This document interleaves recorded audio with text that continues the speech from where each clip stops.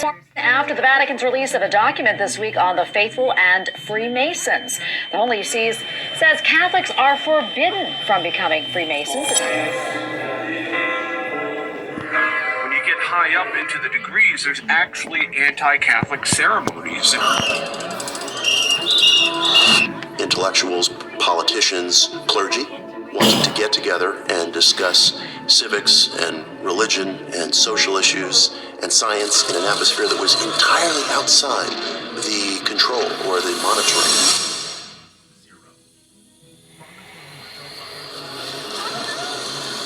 So what makes a secret society? Well, the first thing is, it isn't necessarily secret. In fact, in most cases, it isn't. That is, there's some public acknowledgement that it exists. So let's just take as a simple example the Freemasons. They don't hide their existence. I mean, they've got a sign on the outskirt of every town telling you that there's a Masonic lodge there. There's a sign on the lodge. So generally, what makes a secret society secret isn't that no one knows about it, but what goes on inside the organization. What they do go to considerable lengths to hide, or go through the motions of hiding, is what they do in the lodge. Whether you're an entered apprentice or whether you're a master, big part of the initiation is always you swearing, cross my heart and hope to die, which actually comes, that's what, if you ever betray any of the secrets of the organization, the rituals or anything else. So what's the secret? What is it you're being sworn to disguise in that case?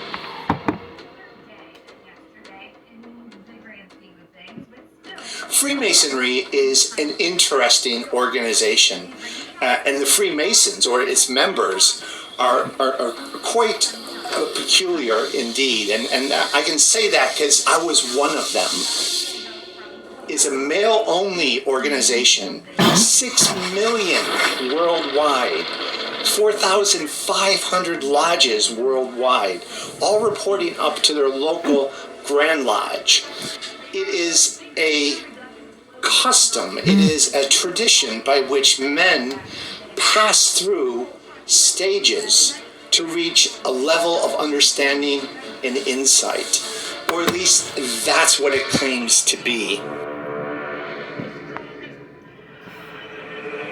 When it was created is something that is constantly debated. The 3 degrees, the entered apprentice, the fellowcraft, and the master mason, the key is in the name, master mason, are supposed to mirror what a stonemason would go through when they were becoming more accomplished in their craft. So the conventional view is that Freemasonry came from a world of craftsmen, stonemasons in particular, and that kind of evolved into this male society for the betterhood of men to learn better ways to interact in society. So if you join, there's no joining fee. It doesn't cost you anything. The only stipulation is that you believe in a supreme being. It could be Allah, it could be Jesus Christ, it could be anyone that you want.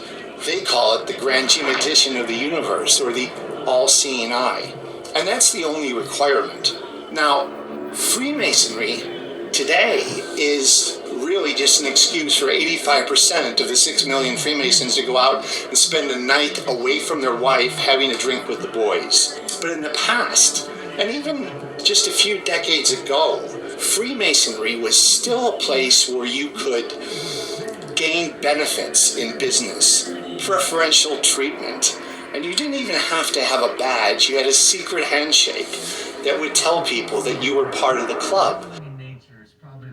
Today, Freemasons are just a shadow of their former selves, and they are the scapegoats for any sort of nefarious association that the Freemasons may have in society. Everyone instantly is triggered when Freemasonry is mentioned because, I believe, up until the last couple decades, at least the higher echelons of Freemasonry yielded great power. And those of us who were, just Master Masons and finding our way in the various degrees, we never saw any of that. I will say that what is unappreciated is that there's no charitable organization on the planet who gives more money to charity than the Freemasons. They never ask anybody for money. They just give money out of their own pocket, and they direct it to the local community. So for that, they continue to deserve a lot of credit. But gone are the days where they're the organization that's driving the elite in business, the elite in media, to do whatever it is that the world economic agenda needs to be. Now, today that's been replaced with the Bilderberg Group, with the Illuminati, with the World Economic Forum, the World Health Organization. Those organizations have kind of taken the limelight away from Freemasons, who used to more covertly dictate those same kind of policies. So, secret societies aren't secret. They can be, but that's not a part of it. Another important element is that secret societies are selective. You have no right to belong to them. They choose you. So you might want to become a Freemason, you might want to become a Rosicrucian or any of these type of groups, but it's up to them to accept you. And there's therefore a system of vetting which goes on. You are chosen. This is one of the things that makes it important, because you are chosen. And that becomes a big part of the appeal of this, because that's what, most of us spend too much of our lives trying to do, is to be accepted. You want people to like you.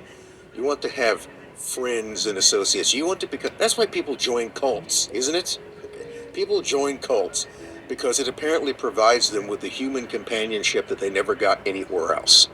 If you've then been chosen, if you have the honor, the privilege of being part of this secret society, you then have to pass a series of tests or initiations. You have to be found worthy. The whole point of taking those oaths isn't that there are some sort of grand secrets to be hidden, but it's a test. This is part of the initiation. What you do is you swear you won't talk. If you do, there's no horrible fate that's going to befall you, but you will then prove yourself to be unworthy. You've broken your word. So what you're buying into is a relationship within an entire organization which spreads out into the rest of society. And you do each other favors. And one person put it, what secret societies are in some way, at the lowest level, they can be more than this, is a favor bank. The other thing you find common in secret societies is that nobody knows everything right off the bat. There's always a hierarchy within this. Why are there initiations at each step in the way? Because there's something to be learned. So you only get part of the story in the first initiation, a little bit more in the second. Only when you're a master, supposedly, do you get all of this. But see, even that's not completely true. Because beyond a Master Mason, there's all the rights. There are all the higher degrees you can earn. It's not even technically a level in Freemasonry itself, because they will always insist that once you reach the master, that's actually as far as you go. And the rest of it are just sort of adornments. And there are different rites. There's the York rite. There's the Scottish rite. There's even an Illuminati rite. And what all of them are is they're just these kind of different merit badges, each which has an initiation that you go through. The most common one is the Scottish Rite, which has 32 degrees. And then an honorary 33rd degree for some sort of special service. So there's always this kind of higher level you can go into, and at each of these levels, you're supposed to be acquainted with more allegories. You're supposed to be able to... A lot of these things are simply things that you contemplate, that they're all part of a spiritual education, in which the mysteries are gradually revealed to you.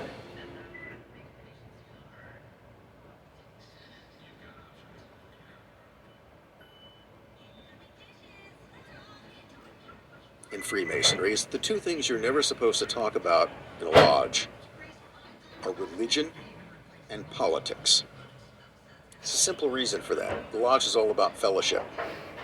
And the quickest way to start an argument is to start talking about religion or politics. Therefore, Freemasonry, in a sense, has no religion. You're supposed to believe in a supreme being. There's discussion that the way that Freemasonry conceives of God as the great architect of the universe. It's what you want it to be. If you are of the Christian persuasion, you can believe that they're talking about the Christian God. On the other hand, if you're like Christianity, you can pretend that it's some other God. You can think that it's Lucifer. It can be any God you want it to be. So it's a bit like, Alcoholics Anonymous, which also, by the way, is based on Freemasonry.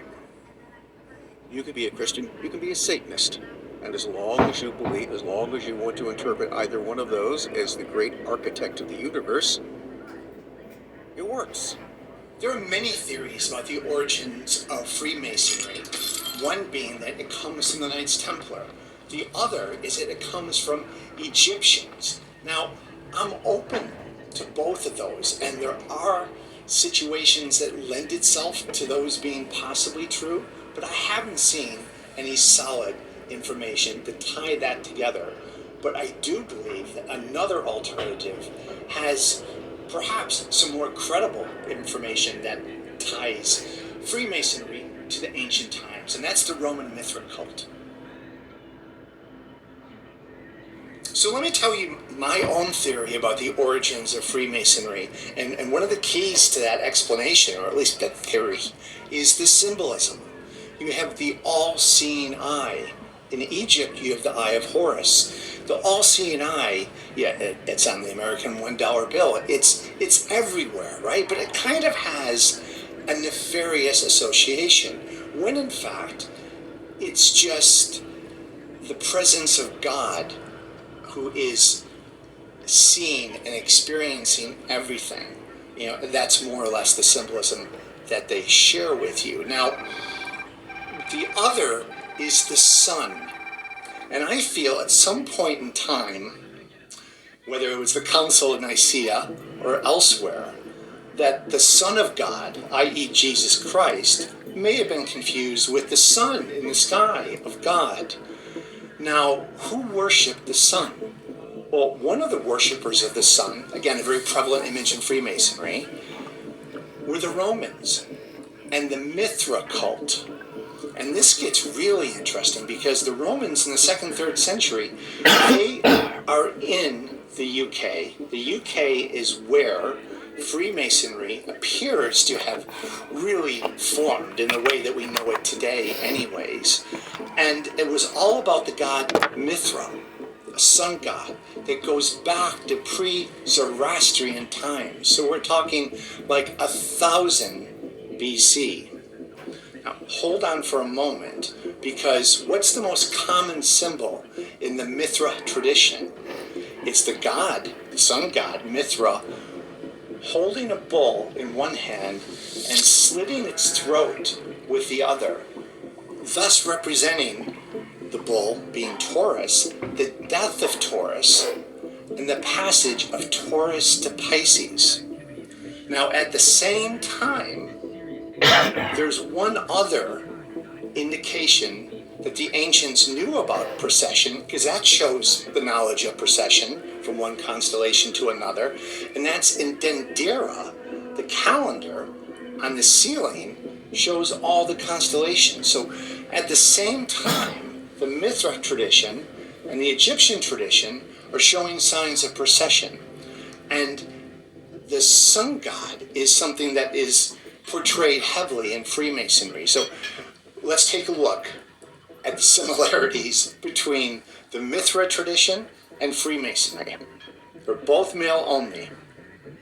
They both have a rectangle-shaped temple that has set positions. In Freemasonry, it's junior warden, junior deacon, senior deacon, grand master. Who guards the door? The inner guard. Same thing in the Mithra tradition. There's chairs where key positions sit. There's also room for spectators to view. There's a secret handshake in both. Festive meal afterwards. And down the hall is the Lodge of Instruction. They both have it.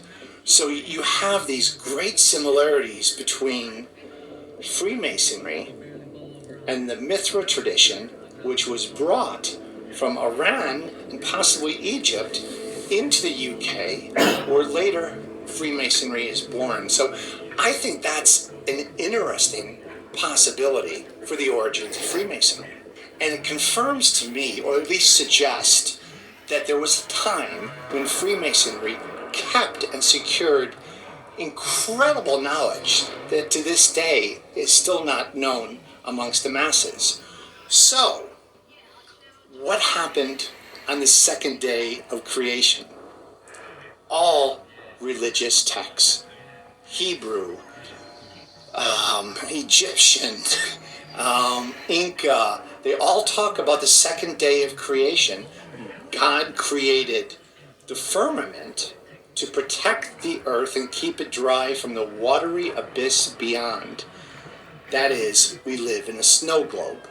That's a whole nother conversation about a firmament.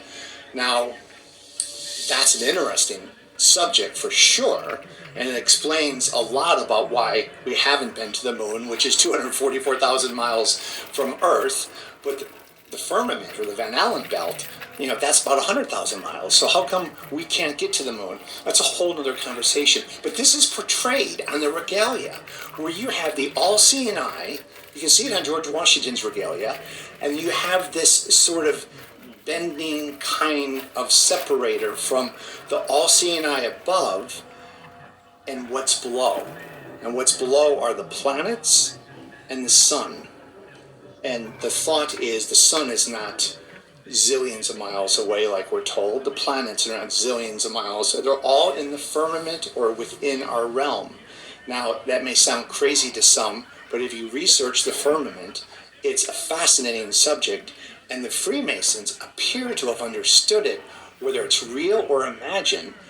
They portrayed it on their regalia.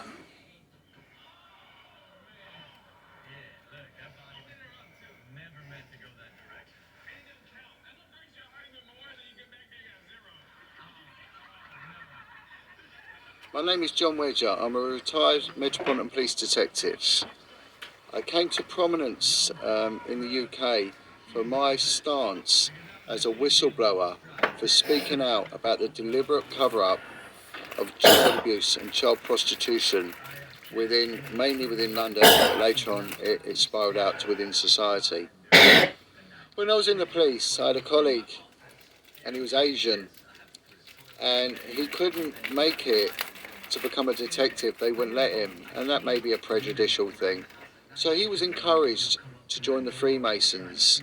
So he did, he joined the Freemasons. All of a sudden he was allowed in. He took his detective's exam, he passed it. He carried on, he progressed quite quickly through Freemasonry, and he was encouraging me to do likewise. They had nothing I wanted, and I never had the money for that sort of stuff anyway. His career very quickly blossomed. I met him 9 years after that initial conversation, and he said to me, "Are you in the Masons?" I said, "No, I'm not." He said, "John, don't join, it's devil worship." And he told me about one of the rituals when he went to join a section of Masonry called the Knights Templar, and he was made to swear an allegiance to an entity known as Abaddon. Abaddon is a biblical demon. It's a demonic overlord to the pit of hell, to the fiery pit of hell. And it was at a point he realised that Masonry has its roots in Satanism. And in order to progress, mainly in things like the police and that, sometimes that's a trade that you're offered. I warn people, it's not a trade to take. You should not be doing it. It's demonic, and it will lead to no good. The children are always needed, because when you get to Satanism, they are the life source. The life and death is in the blood, as it biblically states. The offerings are that of the blood of the innocent. which is what the demons want. And that's why there is a need for the dysfunctionality in society, the abuse to continue, the sexual deprivation to continue, and ultimately the sacrifice of children, because it does go on. It does. But it's hidden, and it's so well hidden. I should, in terms of full disclosure, perhaps point out that I am not now, nor have I ever been, a Freemason or a member of any other secret society. No oath-bound orders, no fraternities. Never wanted to be. And the reason I never wanted to be is because it always seemed to me that anytime you join an organization with a hierarchy, there's going to be someone telling you what to do. The one thing that I dislike more than anything else is having other people telling me what to do. Therefore, secret societies have no attraction to me because they violate my exaggerated sense of self-importance. So that's what, but at the same time, that's what fascinates me about them, is like, why do you do this? I mean, why do you submit to this authority? Why do you do these apparently, seemingly nonsensical things? Why do you believe something that doesn't really seem to have any other rational reason for you to believe it, and I can't even figure out what exactly it is you purport to believe in? But it becomes this framework that, Freemason denies it has anything. We're never political. We don't involve ourselves in politics. Well, you're not supposed to. But then explain to me why. If you look in revolutionary movements, political movements, you often find those based around either a membership which is largely composed of Freemasons, or in fact stemming out of particular Masonic lodges themselves. How did that happen? I mean, how was it that Freemasonry often seems to have an intimate connection to revolution, and particularly to revolutionary conspiratorial movements? So I have heard American Freemasons in a public setting. In fact, at the initiation of naval cadets to become naval officers, there was a fellow from our local Scottish Rite, okay, so Freemason, also a member of the Scottish Rite, and he was proudly talking about the fact that the United States, the American Republic, is a Masonic republic, that it was founded by Freemasons on Masonic ideas. So at that same event, I was sitting next to a person who I also knew was a Freemason. So I asked him later, I go, this guy just stood up there and said that, the American Revolution was a Masonic revolution and our whole country was founded on Masonic principles and Masonic ideas. Do you agree with that? He goes, I think he was kind of overdoing it, but that was just his personal view, As a Mason or anybody else, he can express that view. It's not my view. I don't necessarily hold that. So here again, just a little case in point. One Freemason doesn't accept what another Freemason publicly said about the role of Freemasonry, but nor does he condemn it. He simply argues that it's an individual's point of view as to how important it would be. They look at the American Revolution and they see this. I look at it and I don't quite see the same thing, but he's still my brother Mason in this case. Okay, if you go back, this is, if you count up, all right, so we've got signers of the Constitution, we've got the signers of the Declaration of Independence, so if we count them up, how many of them are actually Freemasons? Turns out, a number of them, but not most. I mean, you can't go in and you can't look at the Continental Congress and go that everybody sitting there was a Freemason. Some were, a minority were. So signers of the Constitution, roughly about a third were Masons. But all of that is, you always have to say roughly, because you really don't necessarily know who is and who isn't. You only remember, this is a secret society, it's a private organization, and those records are not public documents. So the only way that you know someone is the member of a secret society, generally, Freemasonry again just being our operative example, is if the person publicly announces that. So it's not clear that the signers of the Declaration of Independence, I think it's something like 9 people are definitely Freemasons because they admitted that during their lifetime. Another 9 or 10 are probably Freemasons. Why do we say probably? Well, because they associate with other people that are Freemasons. That's a tip-off. And in terms of the statements or pronouncements they would make, it seems to be fairly consistent with that. Best example of that type of thing is Thomas Jefferson. Thomas Jefferson is not actually recorded as the member of any Masonic lodge. That is, he cannot be affirmed as being a Freemason because you cannot find him mentioned as the member of any particular lodge. Yet, if you look around, you will find that American Freemasons have routinely, since the 19th century, counted him as a brother, even though they never present any records to show that he was one. And the way that was explained to me is that, well, we count him as a brother because everything that Jefferson said, all of his announced views conform to Masonic ones.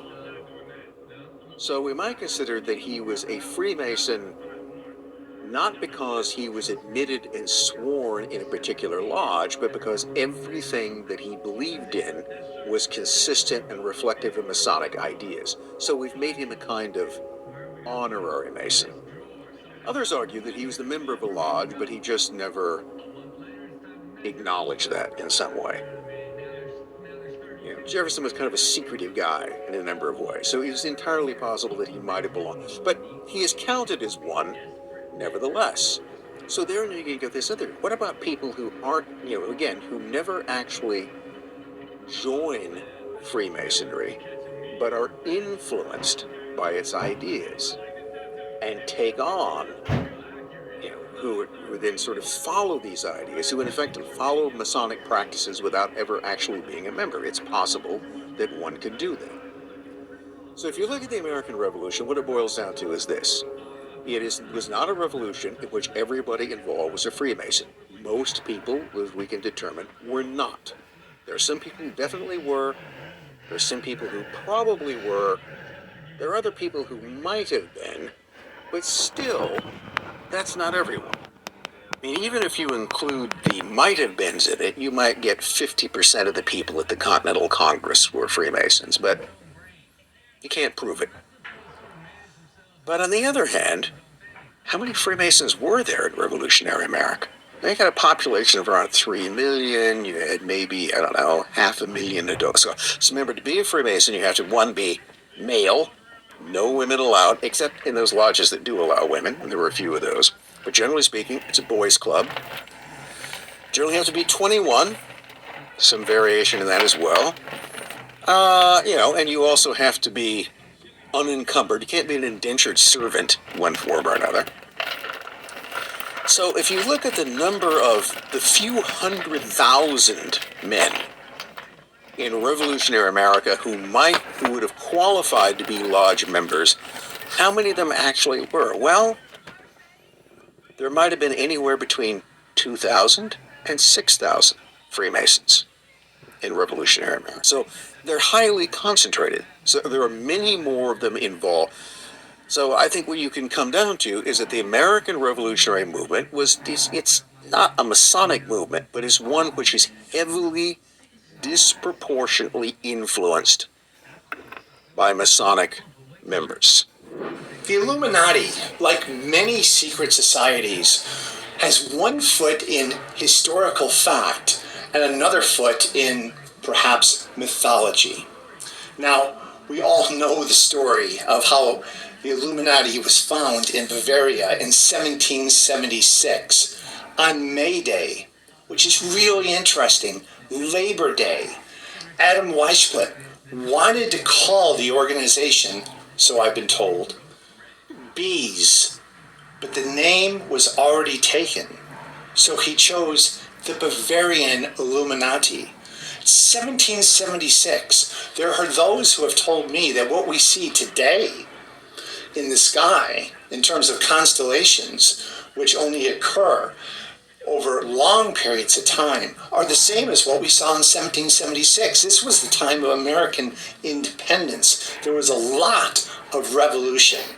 Now, did the Bavarian Illuminati choose bees as their symbol? No, they chose an owl. Now, that is really interesting to me as we talk about some of the mythology associated with the Illuminati. Today, the Illuminati is tossed about as an explanation for any nefarious sort of behavior of an individual, a corporation, or anybody that's behaving, a bit in a globalist fashion, if you will. But the Illuminati and the owl are central to Bohemian Grove, and Bohemian Grove has the care of cremation ritual that's conducted beneath a 40-foot statue of an owl, the same symbol that the Bavarian Illuminati introduced hundreds of years earlier, and a symbol, the owl, that they have throughout their degrees.